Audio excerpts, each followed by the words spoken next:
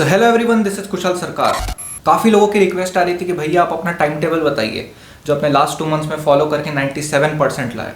तो आज ये डिटेल्ड वीडियो में लाया हूँ आपके लिए टाइम टेबल से रिलेटेड। जितनी भी मिसकंसेप्शंस रहती है, जितने मिथ्स रहते हैं, जितने डाउट्स रहते हैं, वो मैं क्लियर करने वाला हूँ। और क्या गलतियाँ कर रहे हैं आप लोग, वो भी मैं इसमें बताने वाला हूँ। पॉइंट बाय पॉइंट सारे पॉइंट्स मैंने इस वीडियो में कवर किए हैं। इस वीडियो के एंड में मैं अपना पर्सनल टाइम टेबल शेयर करूँगा जो मैंने लास्ट 2 मंथ्स में फॉलो किया, ताकि आपको एक आइडिया लग जाए कि कैसे टॉपर्स अपना टाइम मैनेज करते हैं, कैसे अपने को भी अपना टाइम टेबल डिज़ाइन करना है। तो इस वीडियो को एंड तक देखना, काफ़ी कुछ सीख के जाने वाले हो इस वीडियो से। तो वो बेस्ट टाइम टेबल होता क्या है जो टॉपर्स फॉलो करते हैं, जिसको आप फॉलो करके 95% ला सकते हैं। बेटा सुबह 6 बजे उठ जाना, 4 बजे से उठ के पढ़ाई करना, रात में ज़्यादा देर तक मत पढ़ना, है ना। दिन में 12 घंटे पढ़ना, दिन में 16 घंटे पढ़ना, एसएसटी को इतना देर पढ़ना, सब बकवास है। ये सारी फालतू की बातें मत मानना अगर तुमको कोई बोलता है तो। ट्रुथ ये है कि एट द एंड तुम जानते हो कि तुम्हारी पोजीशन कहाँ है, तुमने कितना पढ़ा है, तुमको कितना पढ़ने की ज़रूरत है, तुम कौन कौन सी और एक्टिविटीज़ में इन्वॉल्व रहते हो, तुम्हारा कितना देर पढ़ने से तुम्हारी अच्छी एफिशिएंसी निकलती है, तुमको पता है। तो अपने लिए बेस्ट टाइम टेबल तुम डिज़ाइन करोगे, और वो इस वीडियो के एंड तक तुमको पता चल जाएगा कि अपना टाइम टेबल कैसे डिसाइड करना है, कैसा डिज़ाइन करना है। वो सबसे जो टॉपर, तुम्हारे हिसाब से जो टॉपर की जो एक परफेक्ट इंग्रेडिएंट्स के साथ में एक टाइम टेबल है, वो तुम समझ जाओगे कि मुझे कैसे बनाना है। तो मेन पॉइंट से पहले कुछ माइनर पॉइंट्स पे बात कर लेते हैं जिनमें कि अभी भी बच्चों को काफ़ी ज़्यादा डाउट रहता है। पहला पॉइंट आता है कि भैया हम कितने देर सोएं। अब बोर्ड्स के लिए कुछ ही दिन बचे हैं, तो कितना देर सोना चाहिए। तो एक्सट्रीम भी नहीं जाना है हमने अपने को 10 घंटे या कोई 4 घंटे सो रहा है, ऐसा मत करना। हमको देखो एक चीज़ समझनी बहुत ज़्यादा ज़रूरी है कि जितना ज़्यादा पढ़ना इंपॉर्टेंट है, उससे कहीं ज़्यादा सोना इंपॉर्टेंट है। क्योंकि साइंटिफिकली प्रूवन है, क्योंकि अगर आपकी मेमोरी में, अगर आपको रिटेन रखना है, ज़्यादा याद रखना है, तो आपकी प्रॉपर साउंड स्लीप होनी चाहिए। तो 7 से 8 घंटे आप आराम से सो, इसमें कोई दिक्कत नहीं है। तो आपकी मेमोरी और प्रॉपर एनहेंस होगी, जो आप पढ़ोगे वो आपको और अच्छे से याद रहेगा। सेकेंड मोस्ट कॉमन डाउट है how many hours to study. काफ़ी बच्चे ये क्वेश्चन पूछते हैं, तो फिर मैं तुमसे पूछना चाहता हूँ कि तुम कितने घंटे पढ़ सकते हो। वही है इसका आंसर, जितने घंटे पढ़ सकते हो उतने घंटे पढ़ो। एट दी एंड जो तुमने डिसाइड किया है कि आज मुझे ये ख़त्म करना है, वो ख़त्म होना चाहिए। भले तुम 5 घंटे में करो, तुम 8 घंटे में करो, चाहे 10 घंटे में करो। इंपॉर्टेंट ये है कि at the end of the day वो कॉन्टेंट ख़त्म होना चाहिए। ये नहीं है कि मैं इतना देर पढ़ा, भले उतना देर 10-12 घंटे पढ़ के भी मेरे दिमाग में कुछ गया नहीं, लेकिन मैं बैठा हुआ था, लेकिन मैं कुछ ढंग से रिटेन नहीं रहा, ऐसा नहीं होना चाहिए। जितना भी देर पढ़ो, फुल क्वालिटी और एफिशिएंसी के साथ पढ़ो। जो आज का कंटेंट है, जो आज मैंने डिसाइड किया है, at the end of the day वो चीज़ कंप्लीट होनी चाहिए। इस बात का अच्छे से ख्याल रखो। नेक्स्ट पॉइंट आता है कि सिटिंग टाइम, अपने को कितने देर बैठ के एक सिटिंग में पढ़ना चाहिए। तो फिर इसका कोई जनरलाइज्ड आंसर नहीं है। अगर आप अभी तक अच्छे से पढ़ते आए हैं, अगर आपका हैबिट है कि आप 2 से 3 घंटे आराम से बैठ सकते हो, तो बैठो आराम से, और फिर आधे घंटे का 40 मिनट का ब्रेक लो। अगर आपसे बिल्कुल भी फोकस नहीं होता, बिल्कुल आप नहीं पढ़ पाते, तो एटलीस्ट 30 मिनट्स पढ़ो और 5 मिनट्स का ब्रेक लो। 30 मिनट्स पढ़ो, 5 मिनट्स का ब्रेक लो, और धीरे धीरे इसको बढ़ाओ। और एक चीज़ दिन में याद रखो कि मिनिमम से मिनिमम एक सेटिंग अपने को 3 घंटे की लगानी है, क्योंकि बायोलॉजिकल क्लॉक, बायोलॉजिकल साइकिल और वो हैबिट डेवलप करना काफ़ी ज़्यादा इंपॉर्टेंट है, ताकि हम एग्ज़ाम में 3 घंटे बैठ सकें। हम ये गलती करते हैं ना कि अरे अभी तो मैं ऐसे ही पढ़ लेता हूँ, एग्ज़ाम में जाके हो जाएगा, लेकिन एग्ज़ाम में जाके हो नहीं पाता। जब 1 घंटा बीतता है, 2 घंटा बीत जाते हैं, और जब तीसरे घंटे में तुम एंटर करते हो, तुम देखना तुम्हारा मेंटल एनर्जी पूरा ख़त्म हो जाता है। तुम अच्छे से सोच नहीं पाते हो, अच्छे से आंसर्स फ्रेम नहीं कर पाते हो। कई बच्चे बोलते हैं ना कि भैया पढ़ते तो सब है, लेकिन एग्जाम में नंबर नहीं आते। तो इसका one of the major reasons यही है कि तुम्हारी एफिशिएंसी तीसरे घंटे तक आते आते ख़त्म हो जाती है। तो इसलिए 3 घंटा बैठ के पढ़ने की आदत डालो। दिन में एक सेटिंग तो 3 घंटे की मिनिमम अपने को लगानी है। अब आते हैं अपन मेन पॉइंट पे कि how to make a timetable like a topper. तो मैं अपनी कुछ इमेजेस तुमको शेयर करना चाहता हूँ कि तुम देखो, ये मेरे क्लास 10th की इमेजेस हैं। मैं इस तरीके से अपने दीवार के सामने टाइम टेबल बना के चिपका देता था और उसको मैं फॉलो करता था। अब ये टाइम टेबल कैसा होता था कि मैं हर रोज़ लिखता था कि आज मेरे को ये करना है, आज मेरे को वो नहीं करना है।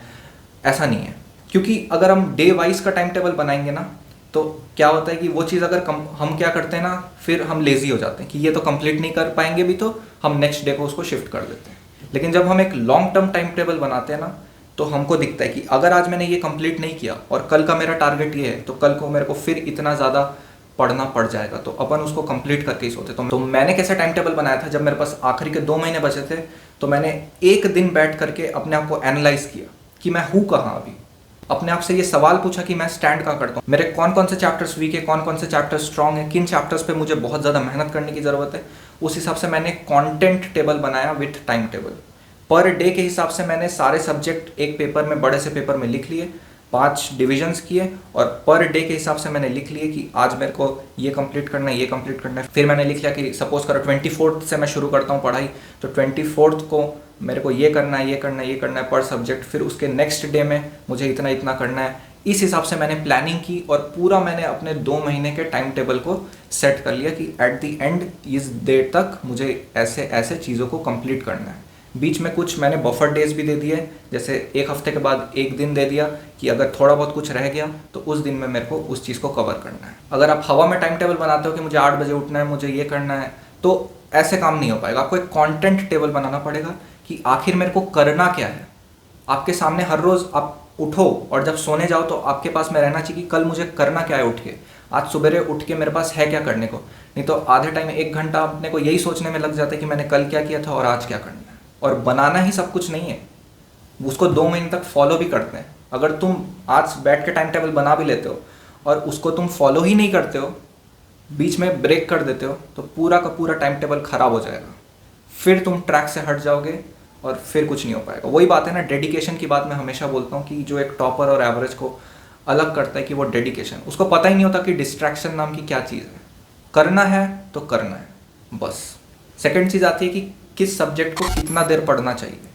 तो ये आप पे डिपेंड करता है कि आपका कौन सा सब्जेक्ट स्ट्रांग है, कौन सा वीक है। तो जनरली मेरा जो एसएसटी टॉपिक था वो वीक कैटेगरी में आता था, तो मैं उसको सुबेरे उठते साथ पढ़ता था फ्रेश माइंड में। और उसको याद भी करने वाली चीज़ है ना, तो सुबेरे फ्रेश माइंड में फटाफट से याद होती है। तो मेरी एडवाइस यही कि सुबेरे उठ के आप या तो एसएसटी पढ़िए या बायोलॉजी पढ़िए, जो भी आपको टफ लगता है, याद करने में दिक्कत होती है, सुबेरे के टाइम में उसको पढ़िए। फिर दोपहर में जब आप लंच करने के बाद में आपको सोने का मन होता है ना, तब बेस्ट चीज़ है कि तब अगर आप दूसरा सब्जेक्ट पढ़ते हो, हैवी सब्जेक्ट्स पढ़ते हैं, तब आपको और नींद आएगी, तब आप सो जाओगे। तो उससे अच्छा है कि आप तब हिंदी और इंग्लिश जैसे सब्जेक्ट्स पढ़ो, स्टोरी टाइप की चीज़ें पढ़ो जिसमें कि आपको इंटरेस्ट आए, और आपका वो जो टाइम होता है 1 या 2 घंटे का वो निकल जाए, तो आपकी नींद भी उड़ जाएगी। फिर आप साइंस उठा लो और इवनिंग के टाइम में आप साइंस पढ़ो। फिर आप थोड़ा सा ब्रेक ले सकते हो, फिर आप इवनिंग में साइंस को थोड़ा सा और कंटिन्यू रख के उसके बाद आप मैथ्स पढ़ सकते हो। तो ये एक परफेक्ट टाइम टेबल है। कई बच्चे गलती ये करते हैं कि वो दिन में एक ही सब्जेक्ट पढ़ते हैं या 2 सब्जेक्ट पढ़ते हैं, बहुत बड़ी गलती हो जाती है। थोड़ा सा आज पढ़ते हैं, फिर उस सब्जेक्ट में ब्रेक आ जाता है 2 दिन का, उसके बाद फिर उसको पढ़ते हैं, फिर वो चीज़ याद नहीं होती। ये काफ़ी बड़ी मिस्टेक है। तो मैंने जो सबसे बढ़िया चीज़ की थी कि मैं सारे सब्जेक्ट्स हर रोज़ पढ़ता था, या कोशिश एटलीस्ट करता था कि मैं मतलब तीनों मेन सब्जेक्ट तो मैं हर रोज़ ही पढ़ता था। एसएसटी, साइंस एंड मैथ्स, ये तीनों मैं हर रोज़ ही पढ़ता था। और इंग्लिश और हिंदी को ऑल्टरनेट चला देता था, कभी इंग्लिश कभी हिंदी। तो तीनों मेन सब्जेक्ट को हर रोज़ पढ़ना बहुत ज़्यादा इंपॉर्टेंट है। ऐसा मत करो कि आज मैं पूरा दिन साइंस पढ़ लिया, कल मैं पूरा दिन मैथ्स पढ़ लिया, तो रिटेन कुछ उतने अच्छे से फिर रहता नहीं है। और फिर जो तुम बोलते हो ना कि भैया पढ़ते हैं, फिर 2 दिन बाद भूल जाते हैं, इसी कारण, क्योंकि तुम रोज़ नहीं पढ़ते हो। तो रोज़ पढ़ना हर सब्जेक्ट को बहुत ज़्यादा इंपॉर्टेंट है। अब टॉपर और एवरेज में कॉमन चीज़ क्या होती है? सब तो डिफरेंस बताते हैं, मैं कॉमन चीज़ बताता हूँ कि कॉमन क्या होती है।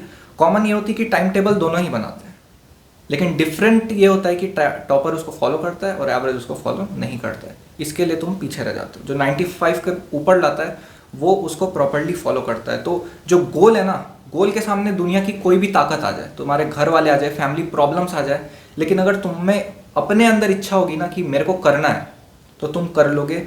तुमको वो चीज़ दिखेगी। मेरा फोटो देखो ये वाला, कि मैं अपने सामने हमेशा अपने ड्रीम को रखता था। मेरा पर्पस ये नहीं था कि मुझे क्लास 10th में 97 लाने हैं या इतने लाने हैं। मैं अपना पर्पस बताऊँ ना, गोल क्या था मेरा गोल ये नहीं था कि मेरे को 95 के ऊपर लाने हैं। मेरा गोल तुम क्लियरली देख सकते हो, मेरे गोल कुछ और है। मैंने बड़े बड़े ड्रीम्स लिख के रखे हैं अपने सामने। मैं हमेशा उसको देख के मेहनत करता था कि आज से 4 साल बाद मेरे को कहाँ आना है, आज से 10 साल बाद मुझे किस पोजीशन पे पहुँचना है।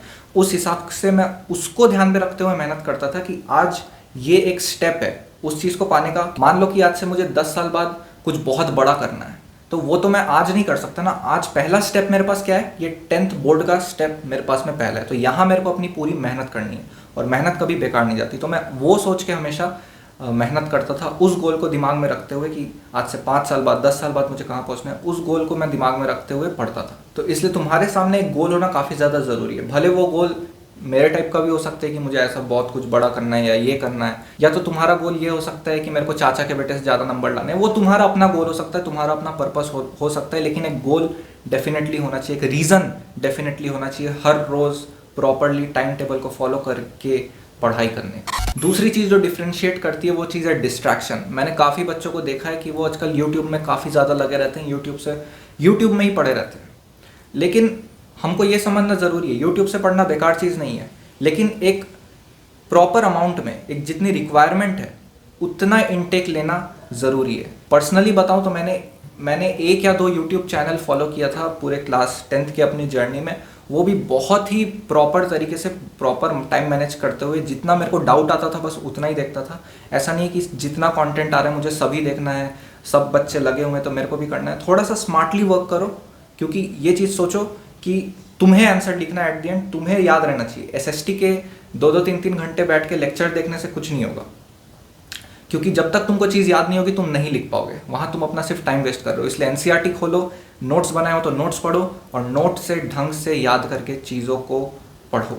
तो अब लास्ट चीज़ पे आ जाते हैं जिसका काफ़ी लोगों को इंतज़ार होगा कि मेरा पर्सनल टाइम टेबल क्या था जो मैंने लास्ट 2 मंथ्स में फॉलो किया था। तो जैसे कि मैंने बता दिया कि मैंने पहले तो कंटेंट टेबल बनाया था कि मुझे पर डे ये चीज़ें कंप्लीट करनी है, प्रॉपरली सिलेबस लिख लिया था कि ये चैप्टर्स मुझे इतने दिन में कंप्लीट करने, मैंने पूरा डिस्ट्रीब्यूशन वो चीज़ कर ली थी। और आप बोलोगे कि भैया आप हमको करके दो, तो ये चीज़ बिल्कुल भी सही चीज़ नहीं है, क्योंकि हर बच्चा अपने में डिफरेंट है। तुमको पता है कि तुम कहाँ स्टैंड करते हो, कि तुम्हारी सिचुएशन कहाँ है, तुम्हारा कौन सा चैप्टर स्ट्रांग है, कितना तुमको टाइम देना, ये चीज़ तुमसे बेटर कोई नहीं बता सकता। अगर तुमको कोई एक जनरलाइज्ड टाइम टेबल दे रहा है ना कि इतने दिन में ये कर लो, इतने दिन में ये कर लो, तो उससे बुरी चीज़ कुछ नहीं है। क्योंकि इतनी बड़ी ऑडियंस, तुम सोच के देखो 20 लाख बच्चे क्लास 10th का एग्जाम देंगे। अगर हम सबको एक ही टाइम टेबल पकड़ा देंगे कि बेटा तुम इस दिन ये पढ़ लो, इस दिन वो पढ़ लो, ऐसे ऐसे कर लो और तुम्हारा काम हो जाएगा, तो कभी भी कोई बच्चा सक्सेसफुल नहीं हो सकता। क्योंकि हर एक बच्चा यूनिक है, उसको पता है कि उसके लिए क्या सही है और क्या गलत है। इसलिए मैंने सारे इंग्रेडिएंट्स बता दिए तुमको। अब अपनी रेसिपी तुमको खुद बनानी है, अपना टाइम टेबल तुमको खुद डिज़ाइन करना है, तुमको पता है तुम्हारे लिए क्या सही है। तो मैं उठता था लगभग सुबह 8 बजे, एक आइडियल टाइम होता है। मैं काफ़ी अर्ली मॉर्निंग भी नहीं उठता था, मैं एकदम 8 बजे उठता था और 8 बजे उठ के फटाफट से फ्रेश होके ब्रेकफास्ट करके मैं अराउंड 1 बजे तक पढ़ता था एसएसटी, और बीच में डेफिनेटली थोड़े बहुत ब्रेक्स ले लेता था 10-15 मिनट के। एंड मैं 8 बजे से 1 बजे तक पढ़ता था एसएसटी। उसके बाद मैं 1 से 2 का ब्रेक लेता था, उसमें खाता था, आराम से फ्रेश होता था। एंड उसके बाद में 2 से 4 या 2 से 5 बजे तक मैं अराउंड कोई भी लैंग्वेज रिलेटेड इंग्लिश या हिंदी पढ़ता था। फिर 5 से 6 का मैं एक ब्रेक लेता था, मैं क्रिकेट खेलने जाता था, और फिर क्रिकेट खेल के आके मैं थोड़ा सा, फिर 5 से 6 खेल के आने के बाद में मैं एक टी ब्रेक लेता था और उसके बाद मैं पढ़ने बैठ जाता था। उसके बाद मैं साइंस पढ़ता था और फिर डिनर करने के बाद में मैं 10 से 1 बजे तक मैथ्स किया करता था। और बीच में ब्रेक के टाइम में मैं क्या करता था, बीच में ब्रेक के टाइम में ऐसा नहीं कि यूट्यूब में लगे हैं या कोई डिस्ट्रैक्शन वाला काम कर रहे हैं।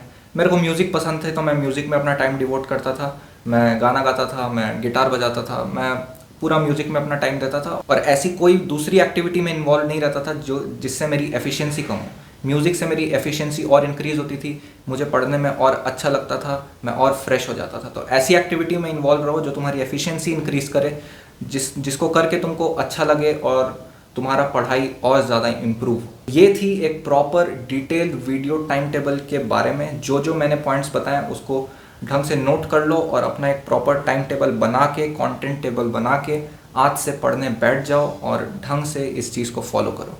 कम खाओ, आराम से पढ़ो, चिल रहो, ज़्यादा टेंशन मत लो, बहुत अच्छा होने वाला है। मुझे पता है तुमको अपने ऊपर बिलीव नहीं होगा, मुझे है तुम्हारे ऊपर बिलीव। तुम फोड़ने वाले हो, तुम अपना बेस्ट स्कोर 10th में लाने वाले हो। तो स्वस्थ रहो, मस्त रहो, हंसते रहो और दूसरों को हंसाते रहो। मिलता हूँ मैं आपको अगले वीडियो में, तब तक के लिए ऑल द वेरी बेस्ट।